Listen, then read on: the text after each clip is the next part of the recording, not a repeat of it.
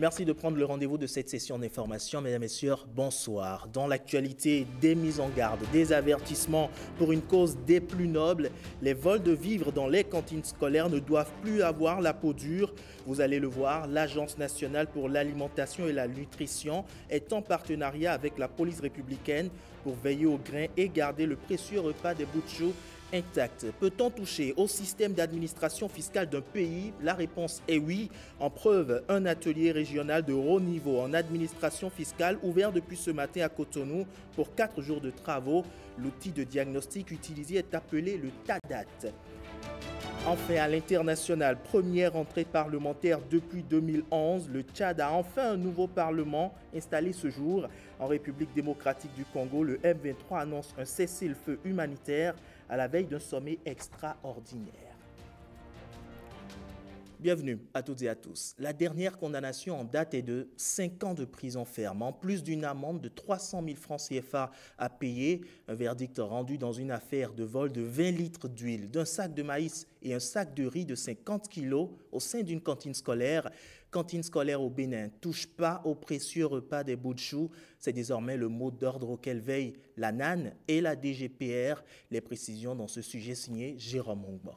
C'est vraiment une situation regrettable et par rapport à ces cas-là, cette recrudescence de vol de vivres avec la reprise en main du programme des cantines scolaires par l'Agence nationale de l'alimentation et de la nutrition, nous avons donc engagé des discussions avec la police républicaine pour que les procédures de poursuite des contrevenants ou dans les cas de vol, que ces procédures-là soient mieux gérées et pour pouvoir aboutir effectivement à des sanctions exemplaires pour les cas que nous allons désormais noter.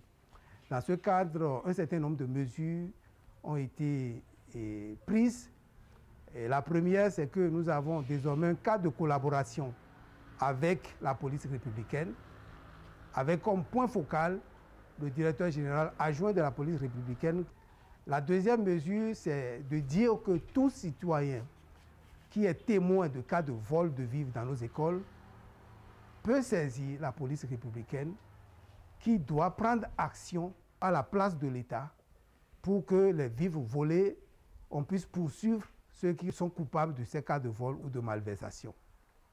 La troisième mesure, c'est que toutes les unités de police dans nos régions ont été instruites par leur hiérarchie pour traiter avec diligence tous les cas de vol ou de cambriolage de vivres qui leur sont signalés. Et la quatrième mesure, les unités ont été aussi, notamment les commissaires de police, instruits pour faire des visites de routine dans les écoles et pour s'auto-saisir des cas de malversation éventuelle qui pourraient être constatés dans le cadre de la gestion des programmes de cantines scolaires.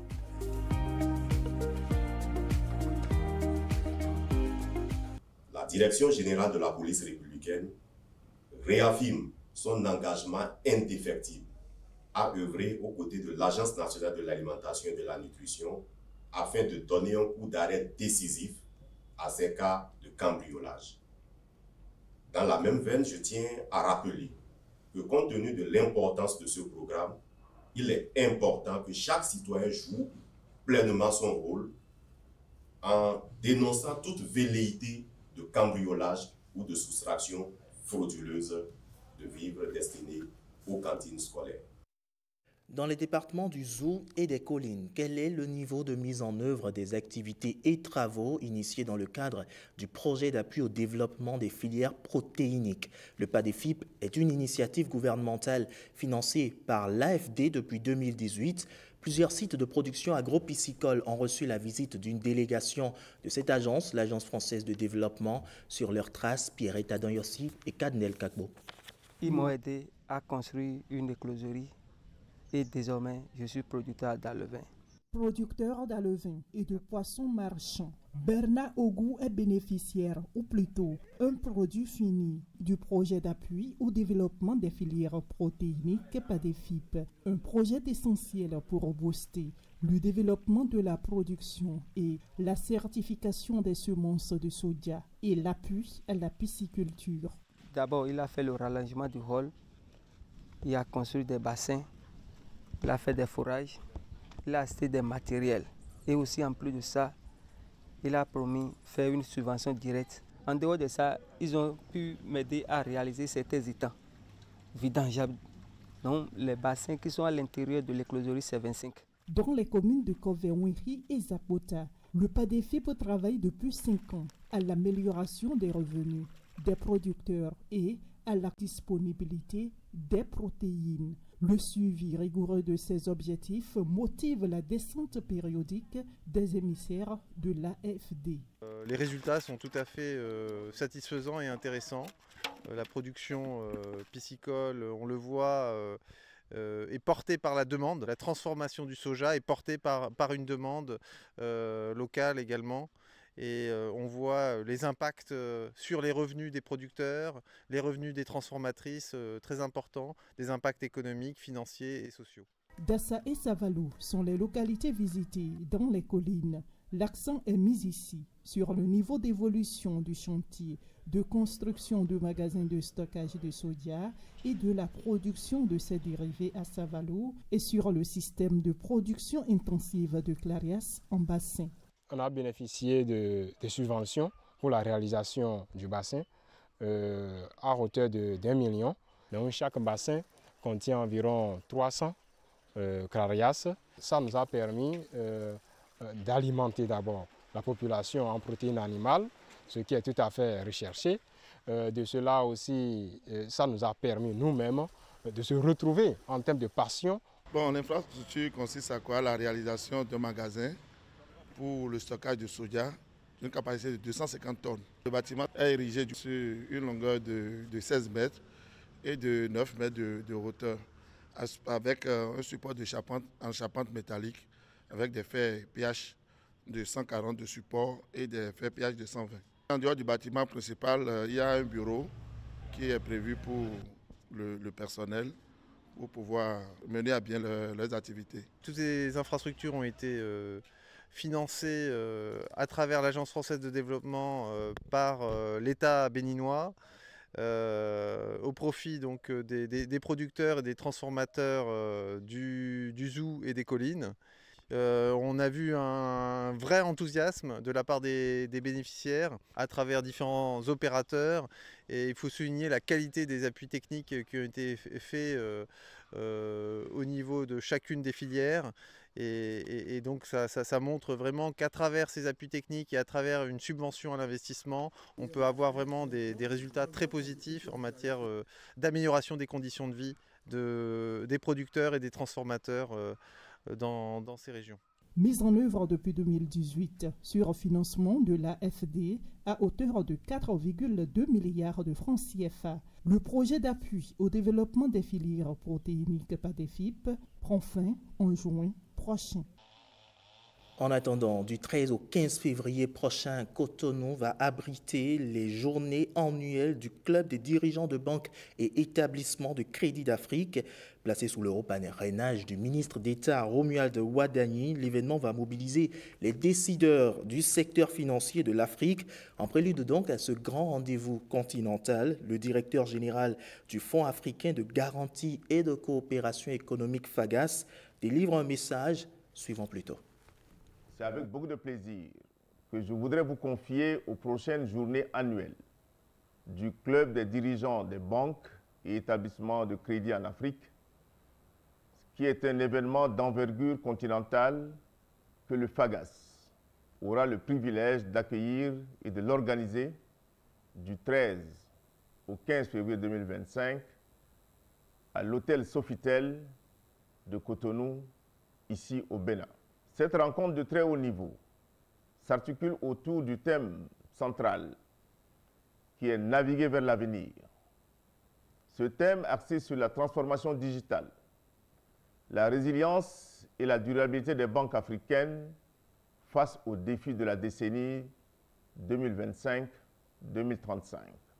Cette rencontre sera aussi l'occasion pour nous, dirigeants des institutions bancaires et financières africaines, d'explorer des stratégies innovantes pour accélérer notre transformation digitale, de partager les meilleures pratiques en matière de gestion des risques et d'accès au financement, ainsi que de forger ensemble une vision commune pour un secteur bancaire africain résilient, innovant et durable à l'horizon 2035. Je voudrais inviter chaleureusement tous les premiers responsables des banques africaines, des établissements de crédit, des compagnies d'assurance, des fonds de garantie, des marchés financiers, ainsi que les représentants des banques centrales et les organes de régulation à se joindre à nous pour cet événement capital.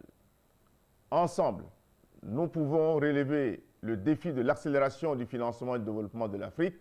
Rendez-vous donc à Cotonou du 13 au 15 février 2025 pour façonner l'avenir du secteur bancaire et financier africain. Votre participation est cruciale pour construire un écosystème financier robuste, innovant et durable, capable de propulser le développement de notre continent. 4 jours pour identifier les forces et faiblesses relatives à l'administration fiscale. Ça y est, ça a commencé depuis ce matin. Le Bénin accueille un atelier régional de haut niveau en administration fiscale. Il est organisé par le Centre régional d'assistance technique du Fonds monétaire international pour l'Afrique de l'Ouest, en collaboration avec le département des finances publiques du FMI et la Direction générale des impôts du Bénin. À la clé, l'élaboration d'un plan d'action post-TADAT. TADAT, vous ne savez pas de quoi il s'agit? Attendez de suivre ce reportage d'Edmond Hongbo et Ariane Da Silva. C'est un outil de diagnostic et un instrument qui s'impose désormais comme une référence pour évaluer les performances des administrations fiscales. L'histoire du TADAT remonte à 2015. 10 ans après, le bilan est satisfaisant. L'une des raisons de son succès repose sur la méthodologie formant structurée et standardisée autour de 9 domaines d'analyse qui couvrent les principales fonctions essentielles de gestion d'une administration fiscale modèle. Dans la sous-région, c'est 9 des 10 pays membres de l'Afrique de l'Ouest qui l'ont déjà utilisé pour évaluer les performances de leurs administrations fiscales. Le Bénin a passé sa deuxième évaluation TADAT en 2023, après la première en 2019 et une auto-évaluation en 2022. Même si, après chaque évaluation, un plan d'action est élaboré pour corriger les insuffisances et points faibles relevés, il est à noter que chacune de nos administrations fiscales gagnerait davantage à fédérer les efforts. Et c'est justement ce à quoi s'attellent les participants à l'atelier régional de haut niveau en administration fiscale. Les assises nous offrent une occasion unique pour que les premiers responsables des administrations fiscales des pays membres de l'Afrique de l'Ouest puissent confronter et mutualiser les riches expériences afin de dégager des recommandations pertinentes dans l'identification des conditions de réussite pour la plus grande efficacité des plans post-TADAT et particulièrement ses articulations avec la stratégie de réforme ou de mobilisation des recettes à moyen terme. L'atelier de Cotonou va donc permettre aux pays membres de l'Afrique de l'Ouest, Centre régional d'assistance technique du FMI pour l'Afrique de l'Ouest, de disposer de plans d'action post-TADAT plus performants et de nouvelles stratégies de réforme au sein des administrations fiscales. Je vous emmène à présent au cœur d'une série de réformes qui ont totalement changé les paradigmes de formation et de gestion au Bénin, avec à la clé des réponses, de meilleures réponses aux exigences du marché de l'emploi. L'enseignement supérieur est en proie à une véritable révolution. On fait le constat dans ce reportage que nous propose Jérôme Hongbo. La dynamique dans le secteur de l'enseignement supérieur et de la recherche scientifique est irréversible. La ministre et les cadres de son ministère travaillent d'arrache-pied pour apporter des réponses aux problèmes qui minent le secteur. Si le premier mandat a consisté à asseoir les bases d'un enseignement supérieur performant, le deuxième mandat du président Patrice Talon s'inspire du diagnostic pour des solutions concrètes. Fruit du séminaire national sur le développement de l'enseignement supérieur, la recherche scientifique et l'innovation, la réforme de l'enseignement supérieur a accouché de la signature d'un décret qui mettent en place les conseils d'administration. La gestion des universités était un peu trop unilatérale, confiée uniquement aux enseignants du supérieur. Et on a comme l'impression qu'il n'y a pas un ordre qui est donné de quelque part. Donc, pour corriger un peu ce dysfonctionnement, l'État a pensé qu'il faut avoir un œil là-dessus. Ce conseil qui est dans le rôle donc, de régulation de tout ce que nous faisons. Régulation pour voir un peu la cohérence des actions par rapport aux priorités de développement. Et ce conseil, j'avoue, nous apporte énormément donc, de soutien parce que notre équipe rectorale a un projet de gouvernance qui tourne autour de 4 priorités de 2 piliers. Nous avons un organe qui est en interaction permanente avec nous et qui discute de ce que nous faisons, ce qui est déjà un pas. Avant, il n'y avait pas un tel système de suivi et qui nous permet d'évaluer régulièrement pour savoir est-ce que nous avançons par rapport à ce que nous-mêmes nous avons prévu et par rapport aux directives du développement du pays. Un nouveau mode de fonctionnement et de gestion des universités publiques du Bénin est aussi entré en vigueur depuis octobre 2021. Désormais, les recteurs et chefs d'entité ne sont plus élus, mais nommés à l'issue d'un long processus. Ce processus s'était déroulé en 5 étapes, que sont d'abord l'appel à candidature, la présélection par une commission interministérielle, sur étude de dossier, bien sûr, à partir des critères qui étaient bien définis. La réforme assure déjà une gestion plus efficiente des ressources, une dépolitisation plus accrue de l'administration universitaire. Au plan académique, on cite le respect des calendriers universitaires, un contrôle continu de la qualité de la formation, du système éducatif, et à cela s'ajoute un changement de paradigme avec l'adoption de la stratégie de l'enseignement et de la formation technique et professionnelle pour une professionnalisation plus accrue et une meilleure insertion des apprenants sur le marché du travail. Il y a eu une nette amélioration du pilotage dans la gestion des universités publiques, notamment l'université d'Abomey-Calavi.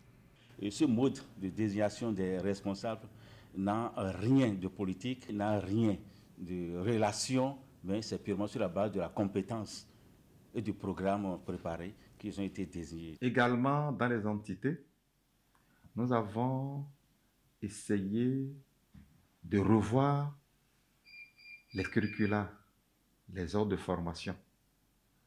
Nous avons essayé d'arrimer réellement nos curricula avec la vision de l'université.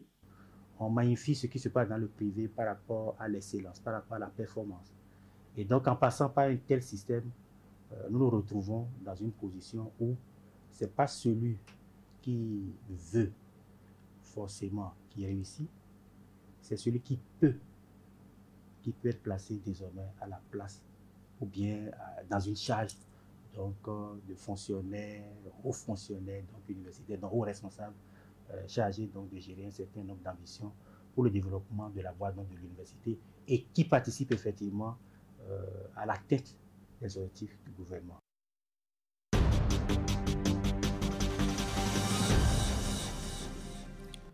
Parlons santé à présent dans ce journal. On est le 4 février, c'est la journée mondiale de lutte contre le cancer. Un tueur qui tire sur divers organes en silence. Chaque année, près de 10 millions de personnes meurent du cancer dans le monde selon l'OMS. Pourtant, de nombreux cancers peuvent être prévenus en évitant les principaux facteurs de risque. Rappel sur les cancers les plus courants que sont celui du col de l'utérus et celui du sein dans le dossier du jour signé Génial Afouda Monsiagboka. Saignements vaginaux après l'acte sexuel ou en dehors de la période des menstruations, douleurs pendant les rapports sexuels, voilà quelques signes annonciateurs du cancer du col de l'utérus. Le mal se manifeste par la présence de cellules anormales au sein de la muqueuse qui recouvre le col de l'utérus. Ça commence par une infection par le virus que l'on appelle le virus de la papillomatose humaine ou HPV ou VPH. Et ce virus, quand il infecte le col habituellement, l'infection guérit spontanément. Mais dans 2 cas sur 10, l'infection va persister au bout de 2 ans.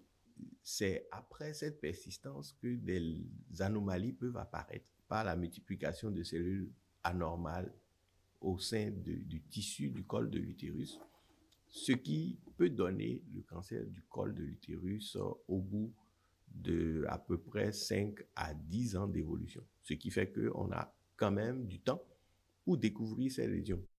Dans le passé, on pensait que c'était le cancer du col qui était trop plus fréquent en Afrique, mais aujourd'hui, on se rend compte qu'en réalité, c'est le cancer du sein qui prend le dessus. Maladie silencieuse, le cancer du sein est quant à lui le plus fréquent chez la femme. Nombreux sont les facteurs de risque rattachés à cette pathologie. Il y a que nous avons changé de mode de vie. Vous allez voir, les jeunes femmes préfèrent même aller manger dans les restaurants. On leur prépare rapidement les nourritures génétiquement modifiées, ou bien c'est plein d'huile, où il n'y a pas de légumes même, ou même s'il y en a, ce n'est pas nutritif. Les femmes ne font plus d'efforts physiques. La marche, on préfère monter sur les émiliens pour aller rapidement. Nos femmes banalisent certaines infections qu'on ne traite pas. L'autre mode de vie, c'est l'alcool. Et même parfois, il y en a qui fument. Le surpoids ou l'obésité, c'est aussi un facteur de risque. La sensibilisation et le dépistage précoce restent jusqu'ici les meilleurs moyens de prévention face au cancer féminin. Le dépistage est gratuit. La prise en charge est gratuite aussi. Dans beaucoup de cas, il faut jusqu'à 10 ans, 15 ans avant que les transformations ne se fassent pour aller jusqu'au cancer. Lorsque le dépistage est fait tôt, la guérison elle est pratiquement à 100%.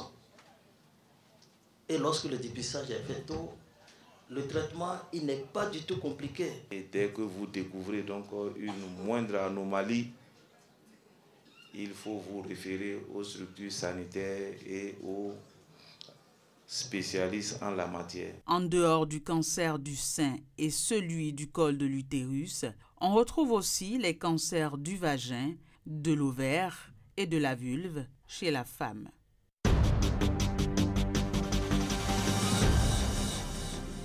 Et pour renforcer le système immunitaire et protéger les cellules contre les dommages, le Garcinia cola, de son nom scientifique, encore appelé petite cola, joue un rôle efficace. Ce fruit amer réputé énergisant pourrait générer, vous allez le voir, une filière réellement porteuse au Bénin. Les travaux du chercheur béninois Claude Azaloutingbe révèlent le potentiel économique de cette espèce protégée. Ariane Da Silva et Jean Nobima l'ont retrouvé dans son univers naturel. Regardons. À Bomekalavi, commune située à quelques kilomètres de Cotonou.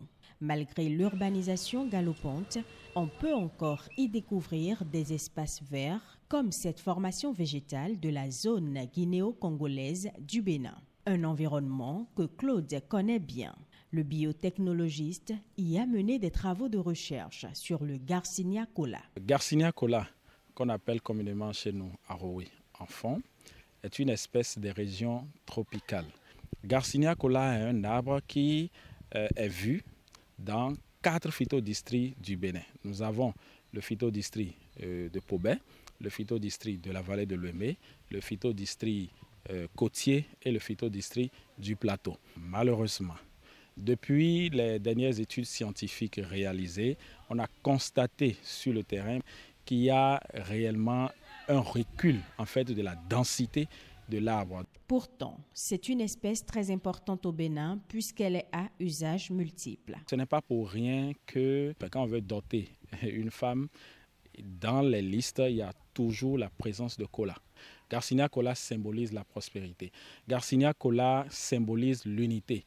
On le dit si bien en fond au Viweno de Roy, à Rowenon de Royas. Donc c'est pour dire en fait que la graine de Garcinia cola n'est pas divisible en tranches naturelles. Le bois de Garcinia cola est utilisé en menuiserie. Tous les organes de l'arbre sont utilisés en médecine traditionnelle. Les feuilles, les fruits, les graines. Vous avez aussi les écorces. On peut aussi attribuer au Garcinia cola l'usage économique. Arowe est une mine d'or. Et sur chaque arbre, vous avez des milliers de fruits.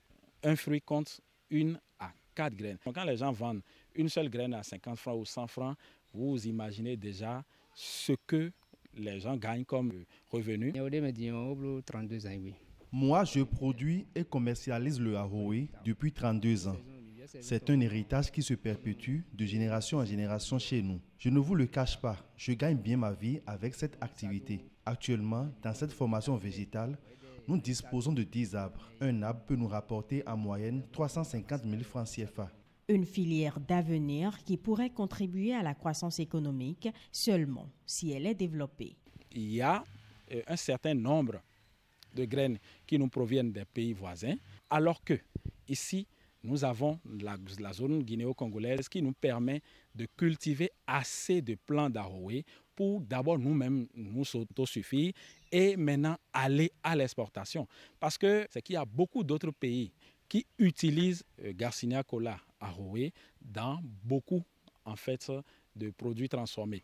Nous transformons le Haroé en liqueur et nous avons également d'autres ambitions pour cette espèce pour aller en biscuits, etc. C'est une véritable chaîne de valeur. Il y aura une incidence vraiment significative sur la croissance économique du Bénin. Une incidence significative sur laquelle Elvis a porté ses réflexions, chiffres à l'appui. Et pour une production annuelle sur un arbre de collatier, nous avons en moyenne 5000 graines. Et le prix moyen de vente de la graine au Bénin est entre 50 francs et 100 francs. Et déjà, pour un chiffre d'affaires minimal sur l'année, ça nous fait sur un hectare en moyenne 150 pieds de collatier. Il urge que l'État béninois puisse mettre en place des dispositions pour pouvoir renforcer en fait la densité de l'espèce sur le terrain. Dans le cas contraire, des menaces risquent de peser sur le Garcinia Cola que l'Union internationale pour la conservation de la nature a d'ailleurs déclaré vulnérable.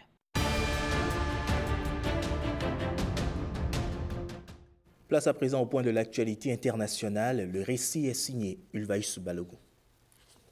En République démocratique du Congo, le M23 annonce unilatéralement un cessez-le-feu humanitaire. Dans un communiqué rendu public lundi soir, le M23 a annoncé décréter un cessez-le-feu prenant effet à partir de ce mardi pour des raisons humanitaires.